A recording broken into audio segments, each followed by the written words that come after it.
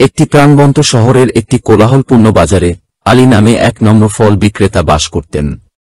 জীবনে অনেক কষ্টের মুখোমুখি হওয়া সত্ত্বেও আলী সর্বদা তার মুখে হাসি পড়তেন এবং সবার সাথে সদয় ও শ্রদ্ধার সাথে আচরণ করতেন।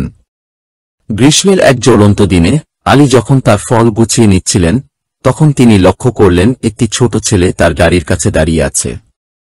ছেলেটিকে ক্লান্ত এবং ক্ষুধার্ত দেখাচ্ছিল, তার জামাকাপড় পরা এবং ধুলোময়।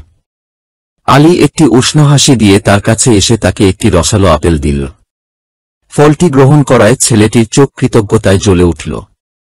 তিনি সাগ্রহে এটি গ্রাস করেছেন, প্রতিটি কামড়ের স্বাদ গ্রহণ করেছেন।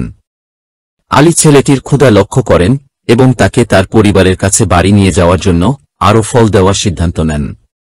দয়া করে এই ফলগুলো তোমার পরিবারের কাছে নিয়ে যাও, আলী মৃদুভাবে বলল, ছেলেটিকে তার স্টকের একটি উদার অংশ দিয়ে। ছেলেটির মুখ আনন্দে ও স্বস্তিতে উজ্জ্বল হয়ে উঠল। পরিবারের সাথে ফল ভাগ করে নিতে তাড়াতাড়ি বাড়ি যাওয়ার আগে তিনি আলীকে প্রচুর ধন্যবাদ জানান।